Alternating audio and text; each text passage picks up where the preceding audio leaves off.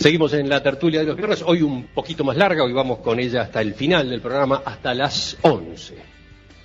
Ahora para detenernos en un aniversario, ahora para detenernos en esta fecha, la de hoy, 15 de marzo, porque hace hoy 25 años, el 15 de marzo de 1988, fallecía uno de los últimos caudillos políticos que ha tenido nuestro país.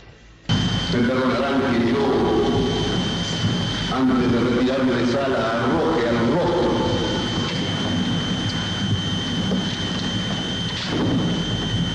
de los autores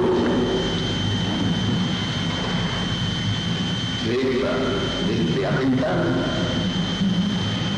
el nombre de su más radical e irreconciliable enemigo, que será, no tengan la más mínima duda, el vengador de la República. ¡Viva el Partido Nacional! Así hablaba Wilson Ferreira Aldunate en el Senado de la República, en la noche previa al golpe de Estado del 27 de junio de 1973. Es sin duda uno de sus discursos más emotivos y más recordados, más escuchados, más pasados, tanto en su versión en sonido como en video. Matilde, ¿empezamos contigo? Obviamente. Sí puedo. Escuchar la voz de Wilson todavía me lleva a las lágrimas, no puedo evitarlo. Y además vengo en una semana en que esto pasa continuamente, porque los jóvenes de Alianza Nacional se pusieron a sus hombros la semana de Wilson, todos sacando el de la Asamblea General que se está realizando ahora, todos los demás actos son realizados por los jóvenes. Y el otro día hicieron un video en el Ateneo donde sacaron varias veces a Wilson hablando y tomaron sus ideas para comentarlas, obviamente. Bueno, y fue un acto de una enorme emoción. Todos los presentes no podíamos contener la emoción, tuvo que hacer uso de la palabra Larrañaga en ese estado, realmente fue muy conmovedor. Pero volvamos a Wilson. Estamos, yo creo, que ante una figura que puede ser declarada patrimonio nacional, ya que estamos en este tema hoy día. Pero más allá del patrimonio nacional, es un blanco que digamos, personaliza todo el espíritu de los blancos a través de las épocas. Es la figura libertaria que no reconoce ningún obstáculo a la libertad, y ese es su caminar durante su periodo de actuación, y que nos ha legado eso precisamente, esa actitud, diciéndole a los jóvenes: no sacrifiquen la libertad ni por la justicia social que se puede conseguir en libertad, ni por la seguridad que también la podemos conseguir en libertad. Ninguna de esas cosas son necesarias para sacrificar la libertad. Bueno, de hecho, esa figura que es irrepetible, yo creo que se rompió el molde después de Wilson, realmente. Son de esas figuras que aparecen cada tanto en la historia. Bueno, a nosotros nos tocó ese regalo de poder convivir con esa figura maravillosa, que obviamente lo primero fue su fascinación, nos fascinó, nos noqueó a todos. Yo me arrimé a él con ciertas reservas, era una joven rebelde de esa época, pretendía buscarle defectos y contradecirlo. Bueno, fue inútil, me derribó completamente, perdí por nocaut.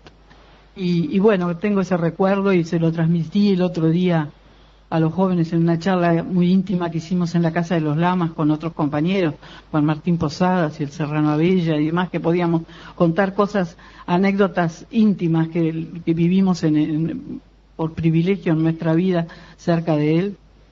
Y yo les hice una comparación, porque para poner un poco de humor, que Wilson lo hacía siempre, y levantar esta onda de emoción, les hice a los muchachos esta comparación. Miren, era como Luis Suárez. Para que no metiera el gol había que tirarlo. Y de hecho lo tiraron 2 veces, en el 71 con un fraude y en el 84 le metieron preso. Bueno, me parece que por hoy ya está.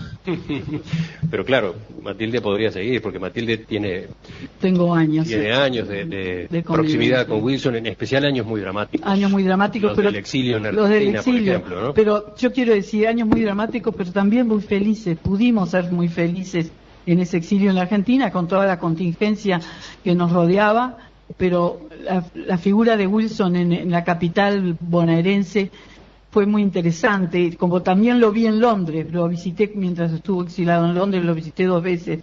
Él disfrutaba enormemente del entorno que tenía, sacaba provecho, era un hombre muy culto, no había cosa que no conociera, que no viera, que no estudiara. Bueno, no hacía más que crecer su figura en esos momentos. ¿Todos lo conocieron? ¿Todos en esta mesa lo conocieron? ¿Lo trataron? Juan no. Mauricio sí, Carlos también. ¿Quién empieza entonces? A ver, el que no lo trató directamente. Juan. Bueno, la primera cosa que quiero decir es que no se debe decir nunca uno de los últimos caudillos, habría que decir uno de los penúltimos, como dice Horacio Arturo Ferrer, ¿no? Es decir, hay que usar siempre la palabra penúltimo. Yo no creo que los caudillos terminen en el Uruguay, creo que van a seguir. Sí, yo me refería a últimos hasta ahora, Sí, porque sí. Era obvio que era esa la intención, ¿no? No, pero yo quería decir esto otro, como que los caudillos continúan, ¿verdad? Está bien, ahora entiendo. Creo que fue una gran figura política, a mí me resultan memorables sus interpelaciones, era demoledor en una interpelación de Wilson daba por resultado la caída de un ministro, ¿no? Y una caída, no una caída, era una explosión de un ministro explotaba. También quiero recordar dos cosas que tuvieron que ver con la salida de la dictadura, ¿no? En primer lugar, lo que yo creo que su equivocado análisis acerca de cómo salir de la dictadura, creo que eso, desde mi punto de vista, fue equivocado. ¿En qué sentido? Bueno, él pensaba que la dictadura se iba a caer sola y que no iba, por su sola presencia iba a pasar algo. En cambio, lo que pasó fue que lo llevaron preso, ¿no? Es decir, se jugaban otro partido por detrás, ¿no? Pienso que la idea de la gobernabilidad que lanzó inmediatamente, fue la primera idea que lanzó su discurso en la explanada municipal, fue una idea muy importante. Fue el comienzo de una nueva época para este país y sobre todo el humor, ¿no? Es decir, Ferrer Luna tenía un humor impresionante, era capaz de un bromista, capaz de hacer bromas. Conozco anécdotas indirectas que lo mostraban como un gran bromista, ¿no? Sí. El humor lo utilizaba en todas sus variantes. Las inocentes, las simplemente graciosas y las hirientes también, ¿no? Sí. Mauricio. Yo creo que es una figura que dignificó la política.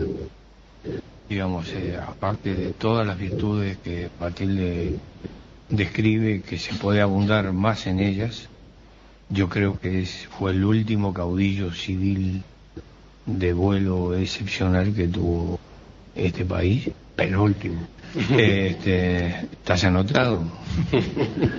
Y quiero recordar una anécdota solamente que da idea de su proyección y su ética. Estaba en un parlamento, aquellos años en el parlamento había figuras excepcionales, estaba Sanguinetti, estaba Jorge Valle, Hierro Gambardella, y Manolo. Maneco Flores Mora, Maneco, Michelini, estaba Salmar. Era un parlamento excepcional, digamos, como para pararse para mirarlo. de lujo. Y en determinado momento Wilson está haciendo una exposición, no recuerdo sobre qué, mirando hacia el hemiciclo, y detrás suyo alguien le pide una interrupción. Entonces él no mira, la concede, y cuando oye la voz y se da vuelta, ve que es un legislador blanco que estaba demandado por la justicia y que se cobijaba en el fuero parlamentario, y que era indudable que había delitos para confesar. Entonces Wilson le dice, le retiro la palabra. Acá en el Parlamento saben que yo cedo interrupciones a todo el mundo, pero usted no, porque tenemos que defender antes que nada la ética de este organismo. Carlos, contanos a propósito de tu experiencia con Wilson. Yo tengo una experiencia muy linda, personal. No me gusta hablar de mí, pero para contar la anécdota de Wilson, tengo que contar algo personal. Yo dirigí el SODRE cuando se cambió el gobierno, cuando vino el gobierno democrático. Fui director del SODRE, no tuve mucha suerte, ninguna de las cosas que yo quise hacer la pude hacer. Estabas al frente de Canal 5, de la televisión del SODRE. Claro. Y terminamos cuando yo había contratado a un hombre de la radio para dirigir el informativo del canal. Y recordemos de quién estás hablando, de Never Araujo. Sí, por supuesto. Never Araujo iba a ser mi querido y admirado Never Araujo. Y fui a buscar el mejor y lo conseguí. Y después que había hecho ese trabajo y tenía planteado muy bien el informativo bueno, en todo canal el centro de atracción, y el centro de atracción comercial es el informativo. Te doy 2 menciones en el informativo si me pones una a las 7 de la tarde que nadie me oye. Y en un momento dado Sanguinetti me mandó decir a través de la ministra de Adela Reta que el informativo no iba. Y yo le contesté el día que ella me dijo eso, entonces en este minuto me voy. Y ella me dijo, no te puedo decir de ninguna manera, yo qué sé. Y yo hice una cosa traviesa. Le mandé una carta a ella renunciando por el Correo Nacional, que tardó como 5 días en llegar. Durante ese tiempo, toda la gente decía que yo había renunciado y yo no decía nada. Y al final se produjo la renuncia. Y yo conocía poco a Wilson Ferreira Donarte y 2 o 3 días después me llamó. Y yo pensé que me llamaba para obtener información contra Sanguinetti, porque era su adversario. Y yo acababa de renunciar y le había renunciado por lo que Sanguinetti había hecho. Y por eso fui con Rubén Castillo. Yo quería tener un testigo de lo que pasaba. Rubén Castillo era tu colaborador en el proyecto de Canal 5. Estaba trabajando conmigo en el canal. Y él me recibió en la Tribuna Popular, en el edificio de la Tribuna Popular, ahí en 18 y Río Branco, y fue con Juan Martín Posadas. Y ahí estuvimos los 4 conversando, hablamos de muchas cosas, era un tipo simpaticísimo, chispeante, divino, y de repente me dijo, mire, esta entrevista se debe a que yo quiero explicarle una cosa. En su problema con el Canal 5, el que tiene la razón es el presidente de la República. Presidentes no hacen lo que quieren, hacen lo que pueden, y en este caso el presidente no puede con la televisión uruguaya, con los canales privados del Uruguay, y el canal que usted quiera hacer no es viable. No era viable por la competencia que le iba a plantear a los canales privados. Juan Martín Posadas le dijo, que hace mucho tiempo que sucedió, por eso lo puedo contar ahora, nunca quise hablar. Juan Martín Posadas le dijo, me dijiste que era un hombre que estaba bien y que había hecho lo que debía, y lo llamás para quebrarlo. No, dijo Wilson, lo llamo porque como lo estimo, merece saber la verdad. Claro. Sanguinetti no puede. Y yo me fui para mi casa un poco avergonzado y me callé la boca y nunca dije nada a propósito de esa renuncia, ¿no? Pero la actitud de Wilson Ferreira, que después se repitió en el discurso de la explanada municipal, era, me importa el Uruguay, no me hable de política chica, me importa el Uruguay, que salir de esta situación, y es tan peliaguda que el presidente de la República no la puede aguantar, ayudarlo, no le tires en contra. De todos modos, es una historia impactante también, ¿no? Es un tipo formidable. No, digo, pero es una historia impactante a propósito de otras limitaciones que tenía el poder político en Uruguay, claro, al regreso de la democracia, ¿no? Nunca pensamos por el pretil tan chiquito que caminaba a Sanguinetti. Claro. Y hay algo que introduce Wilson en la política y que hoy se maneja fundamentalmente, la acepción, y es la altura del planteo de la gobernabilidad, digamos, apoyar de cualquier manera la institucionalidad, volcando su participación y su aprobación a las conducciones. Pienso, como decía Matilde, que es un referente para todos, no para un sector político. En esa categoría está Líber Seregni, y creo que son, para repetir la misma palabra, patrimonios nacionales. Hay varios mensajes de los oyentes. Gustavo de San Carlos, por ejemplo, dice: cuando voté por primera vez, lo voté a él. A fines de los 60, sus interpelaciones a Peirano y a Charlone habían sido memorables. Eran los años cuando los ministros efectivamente caían en una interpelación, ¿no? Después, otros oyentes como Gonzalo de Positos dicen: tengo un gran respeto por la figura de Wilson, pero me parece que hay que dejar de repetir eso del fraude. Por estupideces como esas se socavaron las instituciones y así terminamos, dice el oyente. Después está Milton de Maldonado, que indica: Wilson fue un caudillo que por su pensamiento y carisma seducía a izquierda y derecha. Su único gran error histórico fue dar apoyo a la ley de impunidad inexplicable en alguien que fue un abanderado en la denuncia de los terribles desmanes de la dictadura. Bueno, claro, sí, ese fue uno de los gestos políticos polémicos. Pero es al revés. ¿Y qué le costó la vida, además? Muy complicado para Wilson, pero ¿no? es al revés. Wilson se negó a votar la amnistía. Y cuando la cosa se puso, como él después me lo explicó, que hacía lo que se debía, o te volvíamos a tener régimen de fuerza, no había fuerza poderosa que se pudiera oponer a los militares. ¿No? Los militares tenían el deseo de irse, pero no se iban a ir para ser condenados, ¿no? Cuando se dio cuenta de eso y el general Medina metió las citaciones judiciales en su caja fuerte y dijo: no las paso, si hay algún problema es conmigo, no con los citados. ¿Sí, no? Ahí puso. En ese momento Wilson se dio cuenta que no se podía tirar más de la piolita y hizo una solución intermedia, que era la de la suspensión del poder punitivo y todas las contingencias que tenía. Una cosa rara, porque todas las guerras civiles terminaron en el Uruguay con una amnistía recíproca. Casi siempre en los países latinoamericanos se sale de una situación de revolución interna, se la termina con un perdón recíproco. Y acá no, porque Wilson se negó. Así que él no fue alguien que estaba flojo, al revés. Es alguien que estaba demasiado fuerte y se le fue la mano.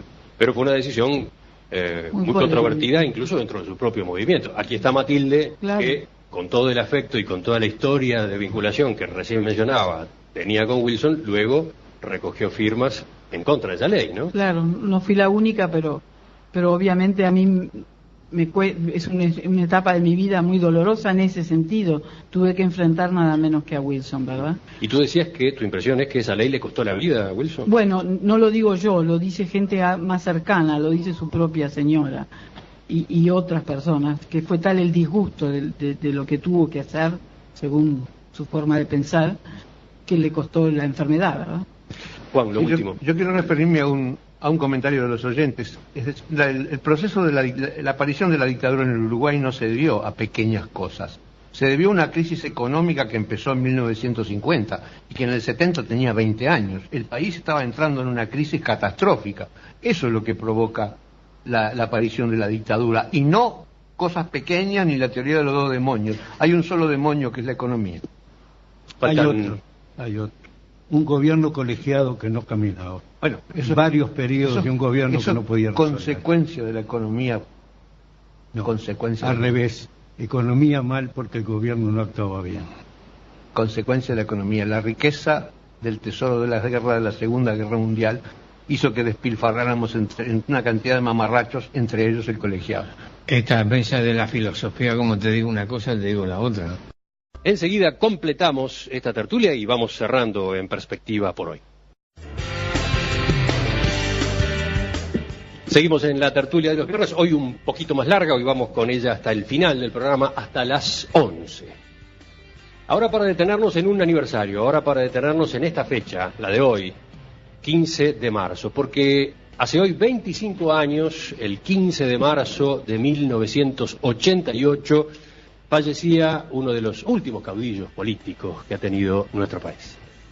Se recordarán que yo, antes de retirarme de sala, arroje al rostro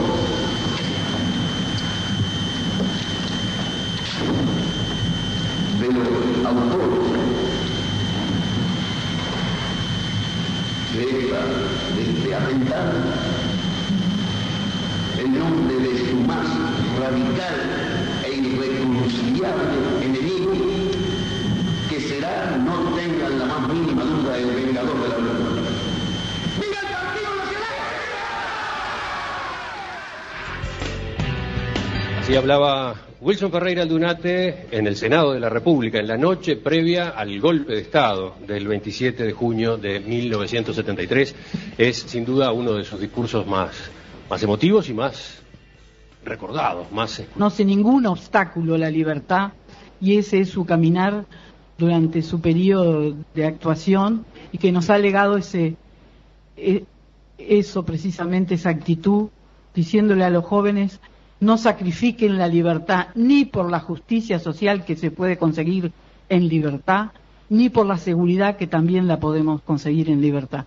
Ninguna de esas cosas son necesarias para sacrificar la libertad. Bueno, de hecho, esa figura que es irrepetible, yo creo que se rompió el molde después de Wilson, realmente. Son de esas figuras que aparecen cada tanto en la historia, obviamente. Bueno, y fue un acto de una enorme emoción. Todos los presentes no podíamos contener la emoción, tuvo que hacer uso de la palabra Larrañaga en ese estado, realmente fue muy conmovedor. Pero volvamos a Wilson. Estamos, yo creo, que ante una figura que puede ser declarada patrimonio nacional, ya que estamos en este tema hoy día.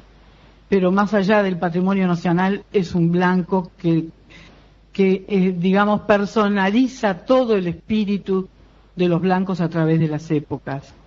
Es la figura libertaria que no reconocidos, más pasados, tanto en su versión en sonido como en video. Matilde, empezamos contigo, obviamente. Sí puedo. Escuchar la voz de Wilson todavía me lleva a las lágrimas, no puedo evitarlo.